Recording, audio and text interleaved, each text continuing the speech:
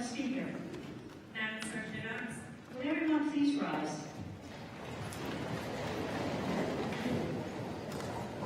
Madam Speaker, the Honorable Vermont State Senate.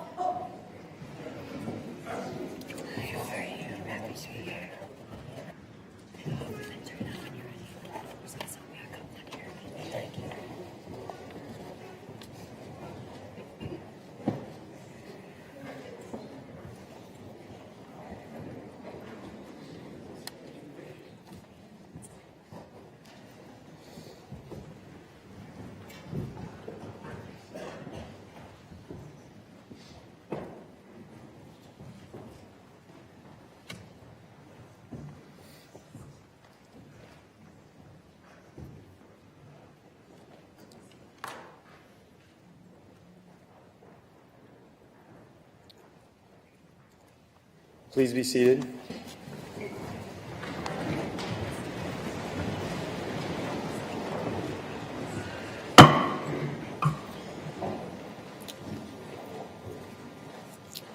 The joint assembly will please come to order. This joint assembly is convened pursuant to the provisions of JRS 32, which the clerk shall now read.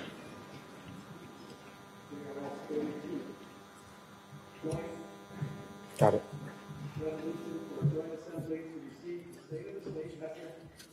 Governor. Resolved by the Senate and House of Representatives that the two houses meet in joint assembly on Thursday, January 4 at 2 o'clock in the afternoon to receive the State of the State message from the Governor. I'd now like to recognize the Senator from Chittenden Central District for the purpose of making a motion. Thank you, Mr. President. I move that a committee of 6 be appointed by the chair to wait upon His Excellency, the Governor, and escort him into this chamber for the purpose of receiving his State of the State message. Now, the Senator from Chittenden Central District has moved that a committee of 6 be appointed by the chair to wait upon His Excellency, the Governor, and escort him into this chamber for the purpose of receiving his State of the State message. Are you ready for the question? If so, all those in favor, please signify by saying aye. Aye. Those opposed, signify by saying nay. The ayes have it, and the motion is carried. The chair will appoint the member from Shelburne, Representative Brumstead, the member from Barry Town, Representative McFawn, and the member from Londonderry, Representative Payala, the senator from Chittenden Central District, Senator Baruth, the senator from Windsor District, Senator Clarkson, and the senator from Franklin District, Senator Brock. Will the committee please assemble and perform the duties assigned to it?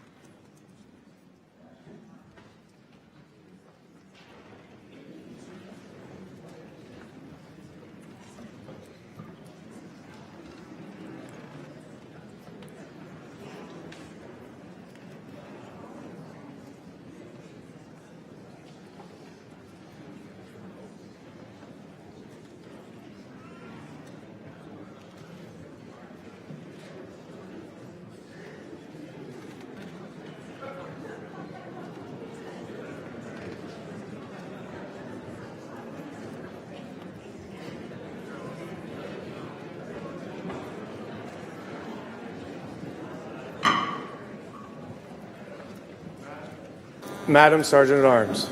Mr. President, It is now my distinct honor to present to you the Governor of the State of Vermont, Philip B. Scott.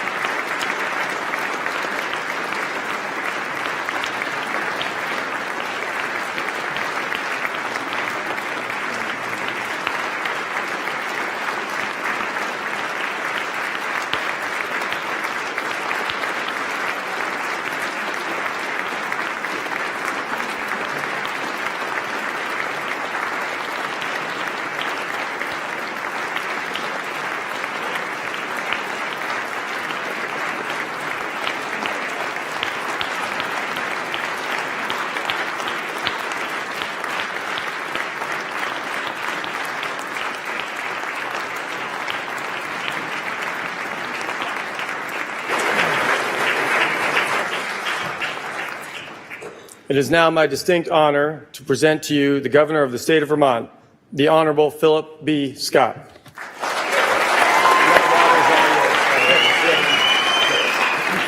I filled it. Fair enough. They checked my bag really closely when I came in.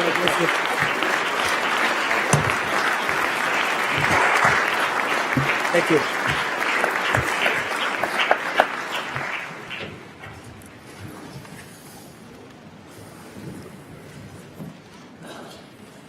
Mr. President, Madam Speaker, Mr. Chief Justice, members of the General Assembly, and fellow Vermonters. In his second inaugural address, Governor Weeks talked about recovering from the flood of 1927. He said the common watchwords were progress and rehabilitation, noting the true spirit of Vermont is in its indomitable courage in a time of adversity, and that the faith and valor of Vermonters has turned catastrophe into opportunity. Progress and rehabilitation, catastrophe into opportunity. From the first struggles of the pandemic to the rising waters of July and December, and a once-in-a-century opportunity to revitalize our communities, the indomitable courage of Vermonters is as strong as ever. This session, let's honor their resilience and strength, kindness and generosity, not only in flood recovery, but by working together to address persistent problems like demographics, housing, affordability, and recent increases in violence and crime. To meet this moment, we're going to have to prioritize, set aside good things that are less urgent, and rise above the toxic polarization of America's political parties to focus our work directly on these fundamental issues. If we do, we'll turn catastrophe into opportunity once more.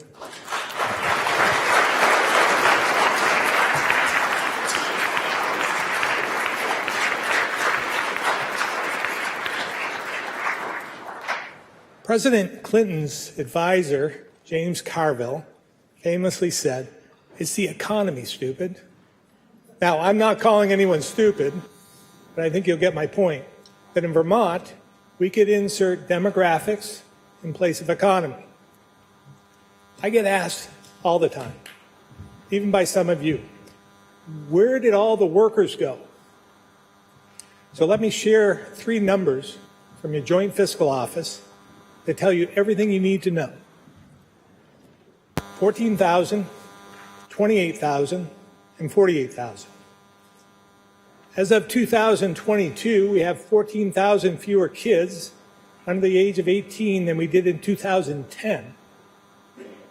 During that same period, we have 28,000 fewer adults ages 40 to 54, which is the core of our workforce, and we have 48,000 more over the age of 65.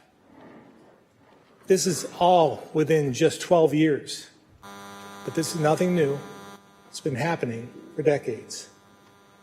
Let that sink in for just a moment.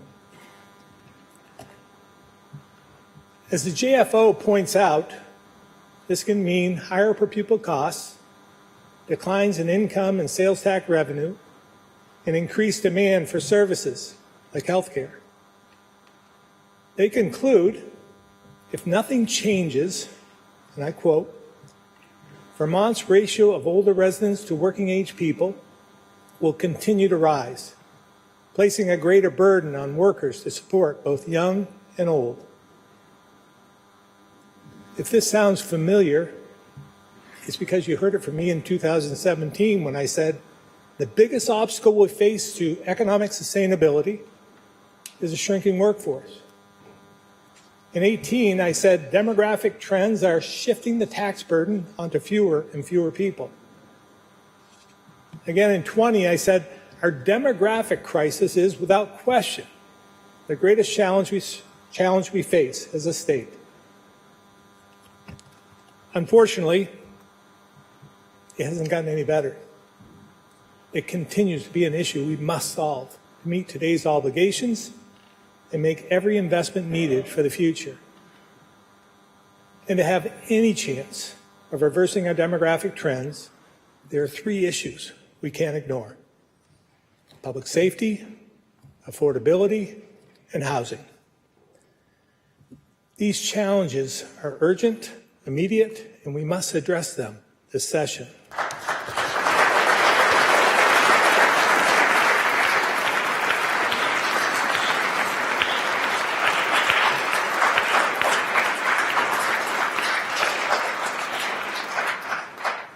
For as long as I can remember, our safe, close-knit communities and the peace of mind healthy cities and towns provide have been integral to keeping and attracting families to our state. But with the crime rising in too many places, I fear many see the Vermont they know slipping away. A growing number of headlines share news of the latest murder, drug-related shooting, and small businesses struggling with increasing vandalism and theft. Here's the thing. It's not just the headlines. According to reports from the Council of State Governments, in 2017, Vermont had the second lowest property and second lowest violent crime rates in the nation. In 2022, we dropped to 18th and 8th. In the last 10 years, violent crime reported to police increased 56%, aggravated assault by 65%, sexual assault by 76%, and homicide by 166%. We cannot deny these trends. When those who victimize others are put back on the streets hours after being apprehended, only to reoffend again and again, Vermonters question law enforcement, prosecutors, our courts, and they question the wisdom of the work done here in this building. Now, I want to give credit where credit's due. We've made progress on justice reform and treating addiction as the public health crisis it is. But when spiking crime rates make it clear that not all the changes have been effective, we have a responsibility to take a step back and consider other strategies. We must make a real effort this session to solidify our place as the safest state in the country and reverse the increases we're seeing, both for the people we serve and the victims of these crimes.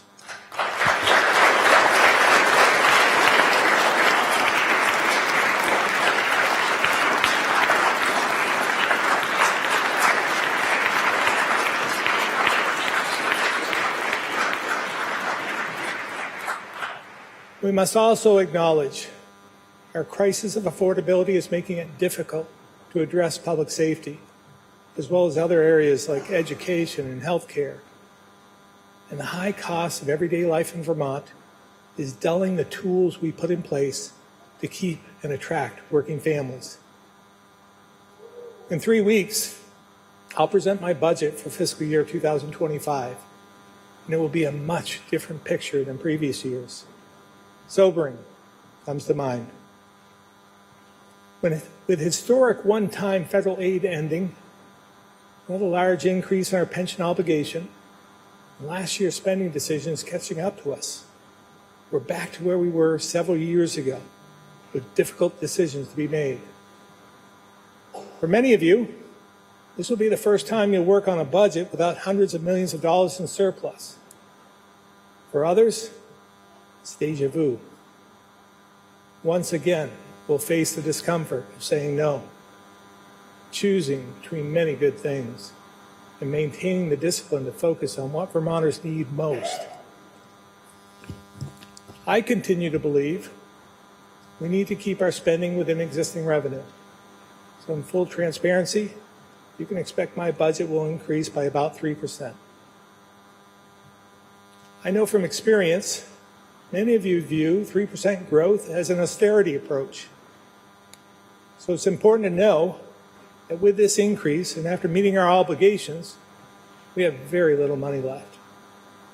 So if you go higher, we'll be spending more than we're taking in, leading to higher taxes and fees, adding to the burden Vermonters are already feeling. I'm sure you're aware the federal government just announced this increase for those on Social Security, which was 3.2%.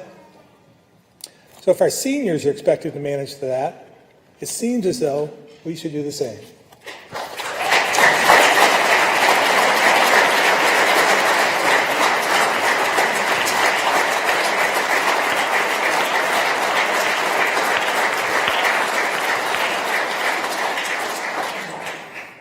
Now, I'm a realist, and I know you have a supermajority. I know all too well. You've proven the final budget and the growing burden of taxes, fees, and other policy-driven costs is in your hands. So all I can do is make my case, which is the same case I've made to Vermonters since I first ran for governor. What I hear from people every day is they can't afford to pay more, or even what they're paying. So this year, let's do what's best for them and live within their means.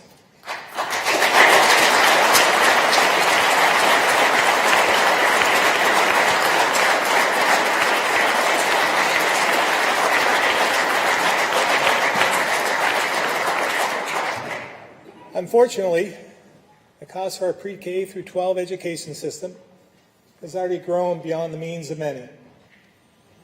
As you know, it's about to grow even more. Because if nothing changes, we'll see an estimated 18.5% increase in statewide property tax bills. And that's after we use a $37 million education fund surplus to buy rates down. In total, this would be a $250 million tax increase on Vermonters. For a family with a $250,000 home, their bill could go up by $650 a year. And with a $400,000 home, you could pay an additional $1,000. And before you brush this off because of income sensitivity, remember, the vast majority will still see an increase. And renters don't typically pay property taxes directly. But if a landlord receives a $1,000 increase on their 4-unit building, I'm pretty sure it'll be passed on to those who live there. So think about those folks. We're just barely getting by, living paycheck to paycheck, already deciding what bills to pay and what to do without. Or the working parents who need every extra penny so their kids can go to summer camp. Or the small business owner rebuilding after the flood, working hard just to stay open. They're all going to struggle to figure out how to pay for this. Not to mention inflation is still making everything more expensive. Our future burdens, like the payroll tax you passed last year that will take effect in July, or the 20% increase in DMV fees that began 3 days ago, both over my and some of your objections. It's not enough of you. Concern about taxes, fees, and increased costs is a concern about people. Now, I appreciate the optimism I've heard from some of you who think we can just buy it down. Some even committed to getting it down to 2% or lower. So to be clear, that would cost $225 million. And from the average person's perspective, it doesn't matter which pocket the money comes from, whether it's the property tax, income tax, or some other creative combination, it's still going to hurt. Keep in mind, the education fund is now more than $2.1 billion. With fewer than 83,000 pre-K through 12 students, we're spending about $25,000 a year per student, among the very highest in the country. And that might be okay with me if we were leading in student performance. But in several areas, we're in the middle of the pack, according to the U.S. Department of Education.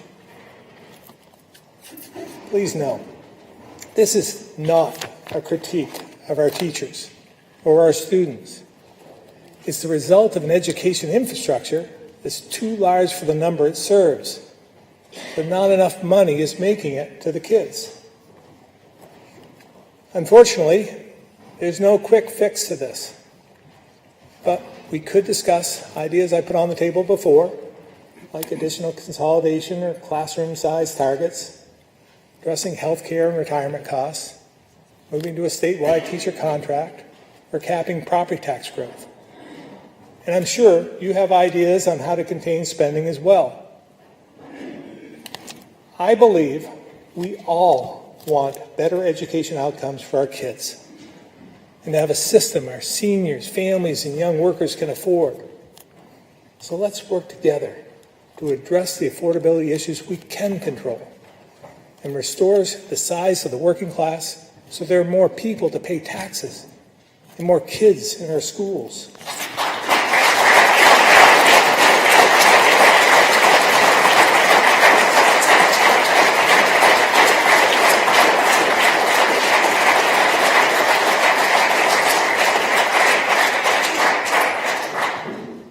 To do that, we need to jumpstart housing in the areas that need it most. Because this crisis is not only holding us back when it comes to filling jobs and refilling our schools, it's hurting Vermonters here right now. Due to a lack of housing and our tax and regulatory policies, rents and purchase prices are far too high and rising. Decades of studies and data show it's too expensive, too complicated, and too slow to buy, rehab, and build in Vermont. Since March of 2020, we've invested over $500 million to fix vacant units, construct new homes, and expand shelter capacity.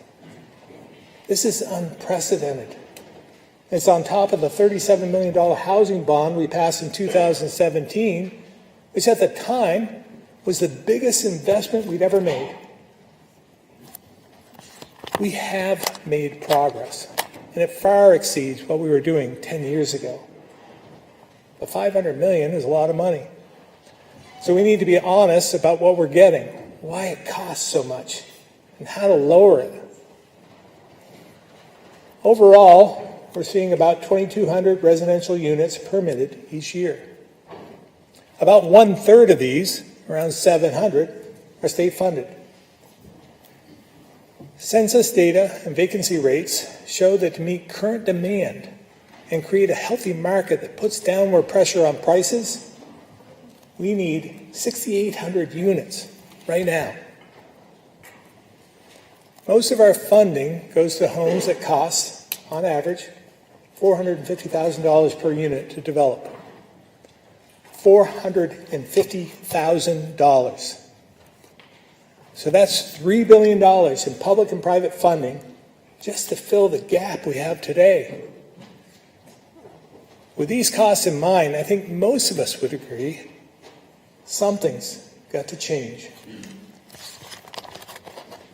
Last year, I said, we won't be able to make the most of this opportunity if we don't address the decades-old regulations holding us back.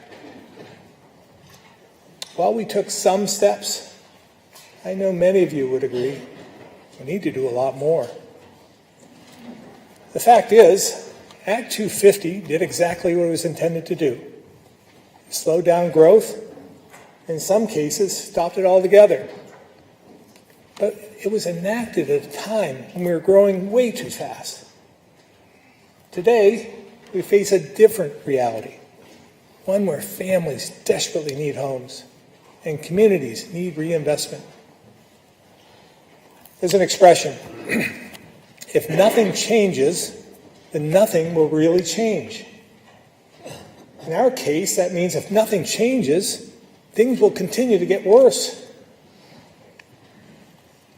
We've committed the funds and laid the groundwork, but if we don't truly address Act 250, we won't solve our housing crisis. Every single one of you and the people you represent need a voice in this debate. This issue is too important and too consequential for two committees and a couple of special interest groups to control the outcome. If we make common sense improvements, we can give young families the decent, affordable house they need. We can offer seniors a chance to enjoy retirement without the burden of a large home they can't afford. And we can put homeless Vermonters in real homes, not overpriced hotel rooms we can't afford.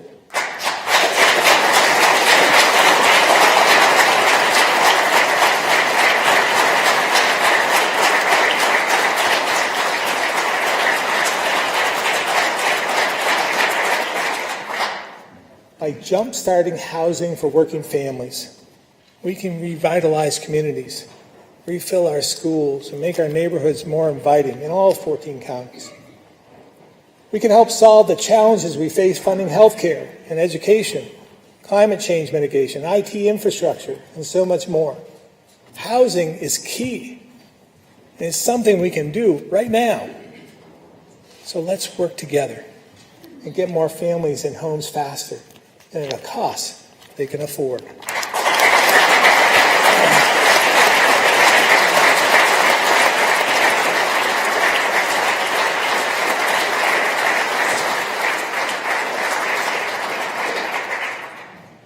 My friends, I've now spent about 20 minutes talking about the significant challenges we face. There's no doubt we have a lot of hard work ahead, but there's also a lot of good things happening here in Vermont, like the opening of Beta Technologies' new production facility, leading the revolution in electric aviation, adding to our green economy. The opportunity we have with the Federal CHIPS Act to build an innovative tech hub and expand semiconductor manufacturing. The work of our Refugee Resettlement Office, which along with many partners, has helped 500 refugees get settled, contributing to our communities, workforce, and economy while pursuing the American dream.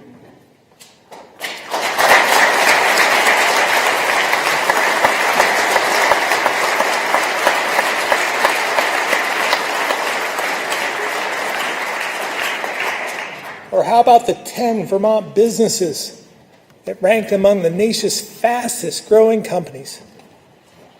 Killington broke ground on an infrastructure project that will boost the economy throughout the region. We should also be very proud of our work together to help anchor employers like Chroma in Bellows Falls and Ethan Allen in the Northeast Kingdom, and hundreds of small businesses with flood recovery so they could reopen, stay open, grow, and thrive. And this weekend, the 93-mile Lamoille Valley Rail Trail will be fully open.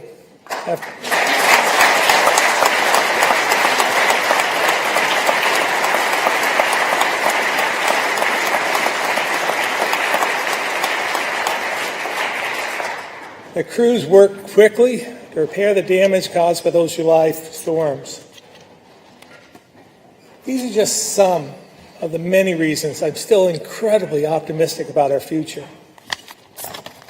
Another reason is because I see a path where we can reverse our downward trends if we prioritize these urgent crises. That's why we've already shared many of our proposals in these areas.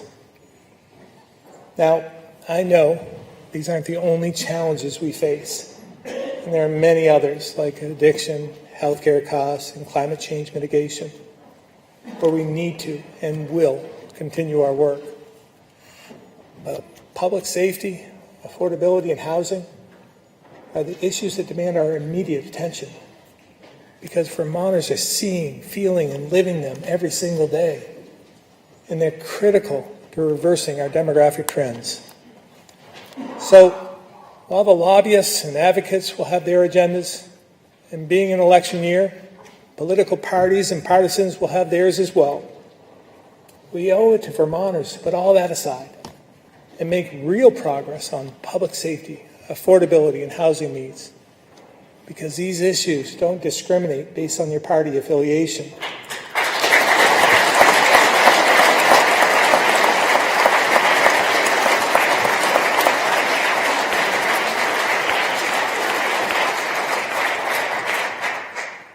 We've already laid the foundation, literally, in many cases, to help revitalize communities across the state. With $1 billion from ARPA, we've invested over 500 initiatives in 160 towns and cities all over the state in 14 counties. From big capital projects to small renovations, what they all have in common is an investment in the basic tools a community needs to keep from falling behind and spark momentum for more good work. So, following through on each of our federally funded investments, including what we allocated for state match, is one of the most important actions we can take this session. We're also aligning this work with flood recovery and the new federal dollars that come with it to help more places restore their vitality and expand economic security. Catastrophe into opportunity.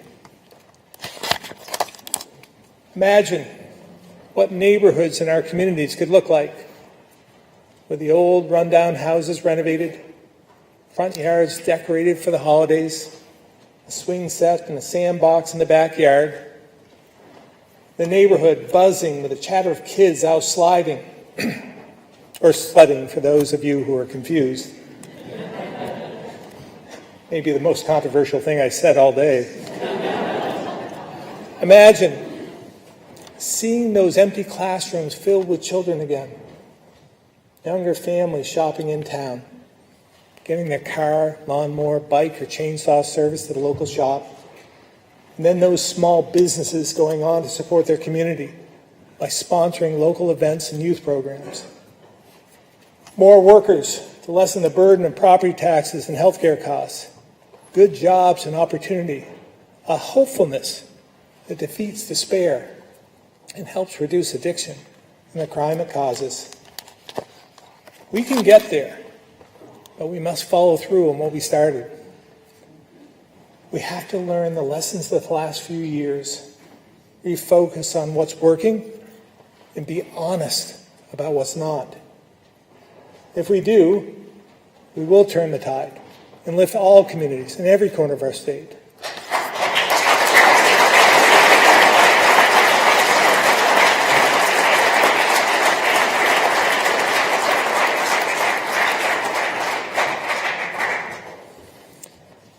Most importantly, I'm optimistic about our future because of the people of Vermont.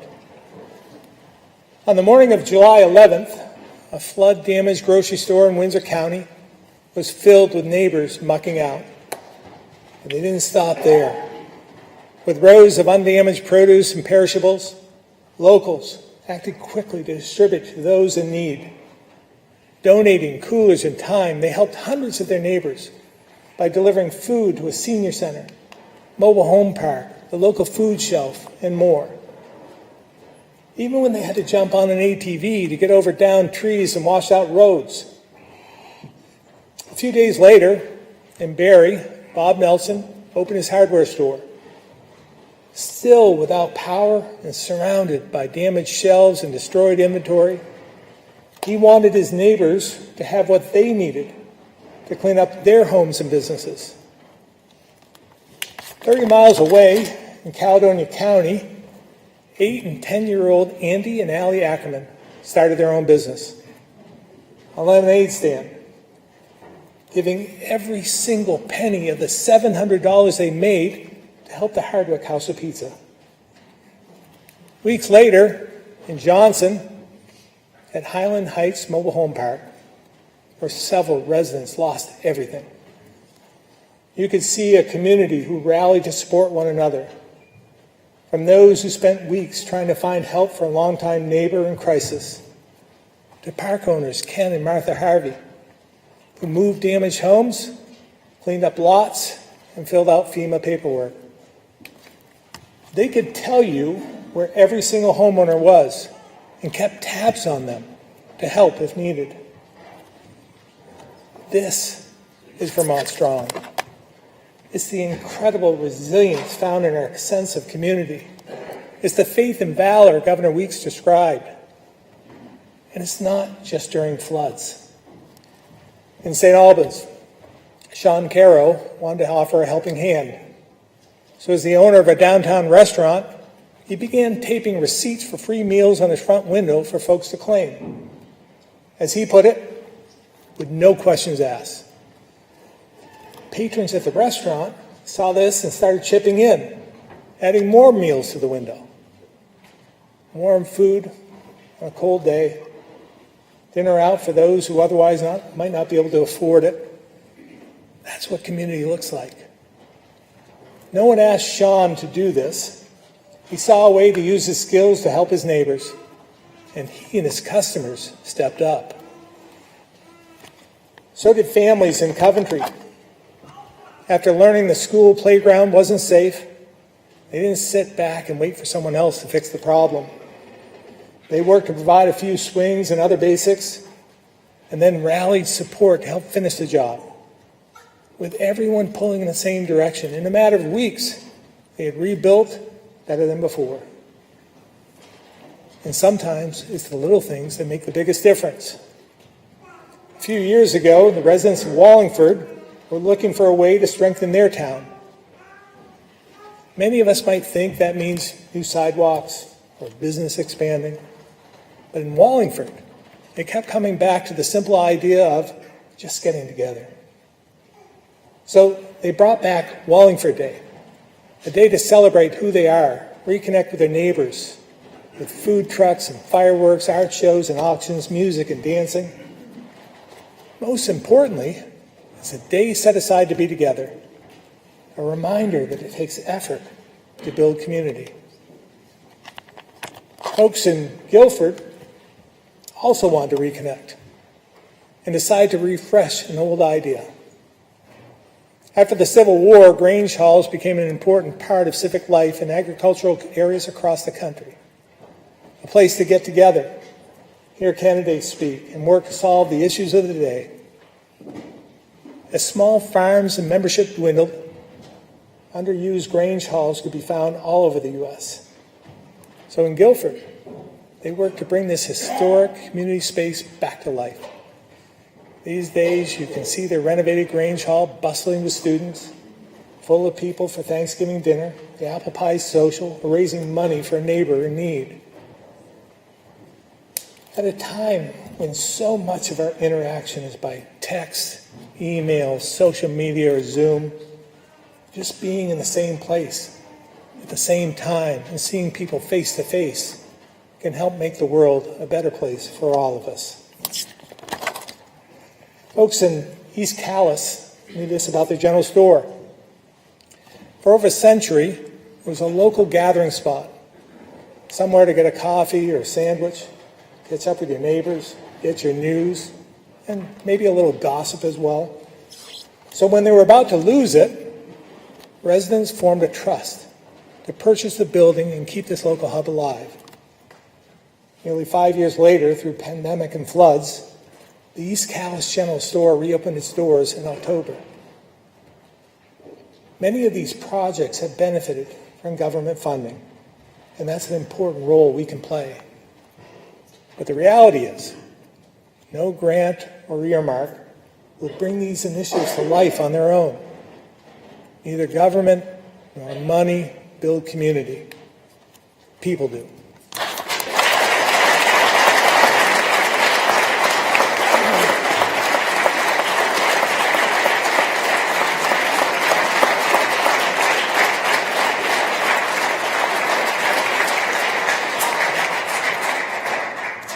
Many of those I just mentioned are here today, so if they could please rise if able, so we can give them a proper thank you.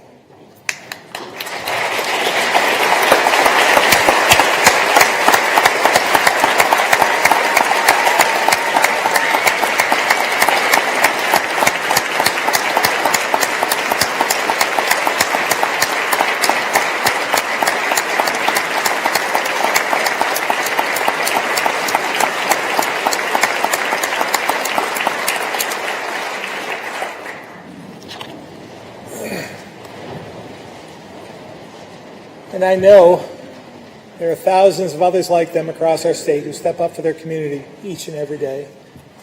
And by the way, if you want the Ackerman Sisters lemonade or meet some of these folks, stop by the office afterwards. We'll have some there for you. President Biden has said, good communities are built by thousands of small acts of decency. To me, it's our decency to one another, where we as Americans and Vermonters find our greatest strength. I've seen this my entire life. I saw it in my dad and my mom and the people of my hometown when he passed away. I've seen it in teachers and classmates, co-workers, friends, neighbors, colleagues in the legislature, and dedicated state employees. Like many of you, I tried to pass it on to my kids. President Coolidge said Vermonters are pioneers who almost beggared themselves to serve others. That's the Vermont I know. Those are the people I know. Basic human decency, giving a helping hand to others around us, even to those we don't agree or even like that much.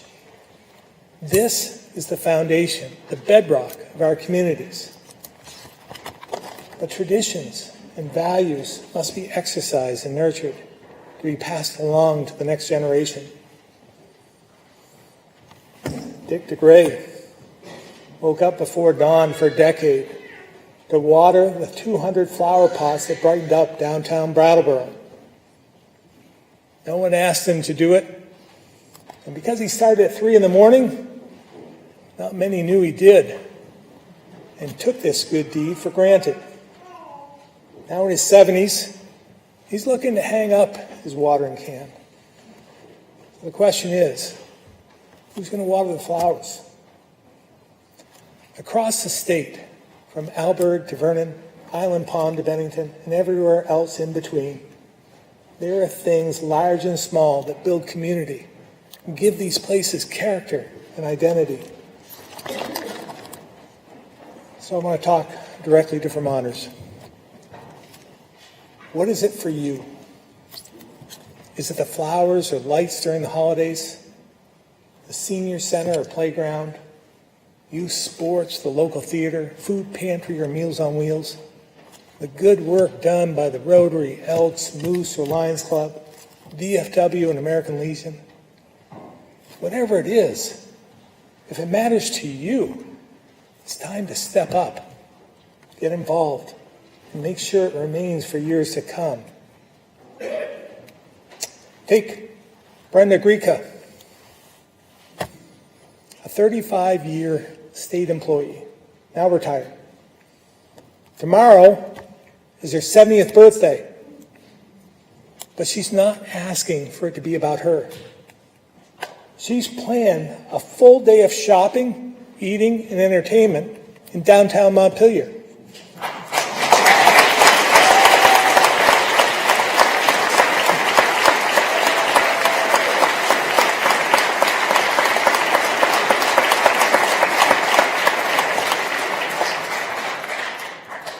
All she wants is for people to support these local businesses who were devastated by the flood.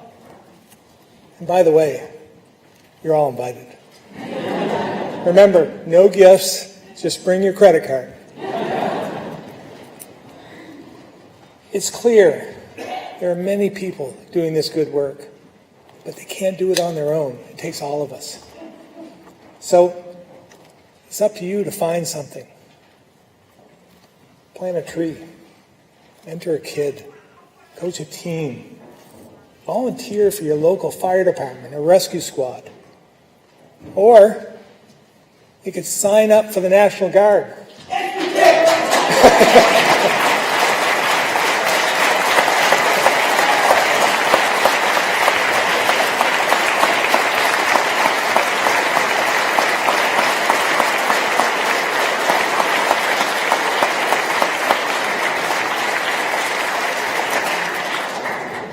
Can always count on General Knight.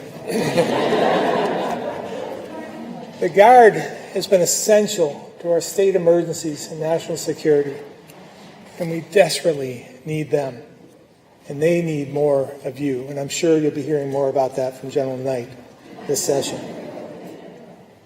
Because the reality is, that thing, that tradition, or cause or service that means something to you won't last. No one carries it on. It's about action, not apathy.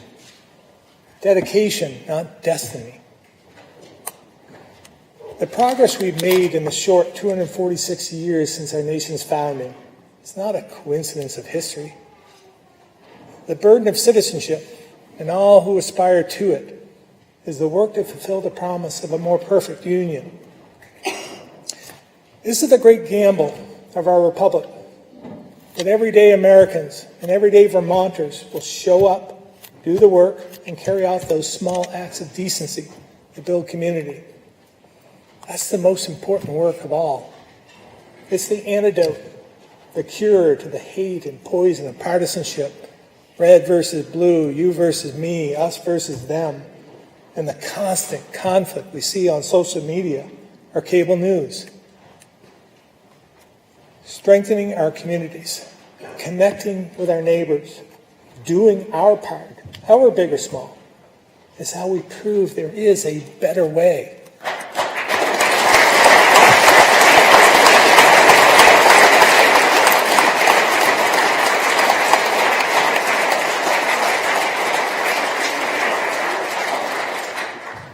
As I've shared today, many people in our communities are setting the example for us, their elected officials.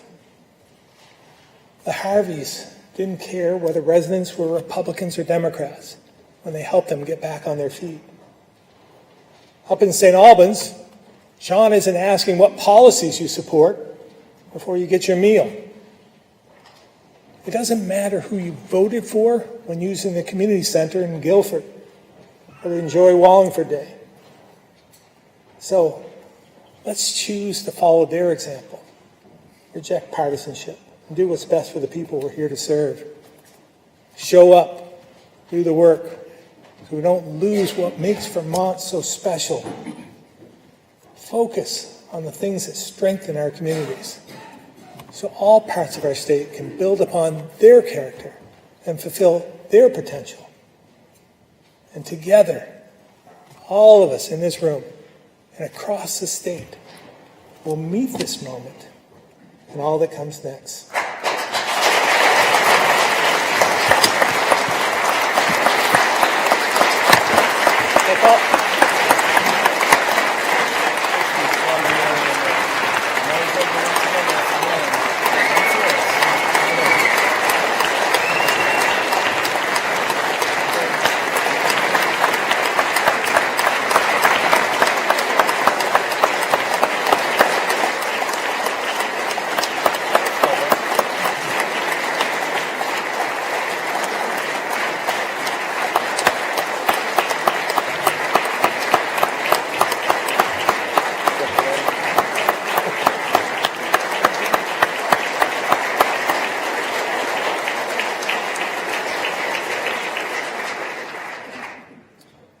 may be seated. Will the committee please reassemble in order to escort the governor from the chamber?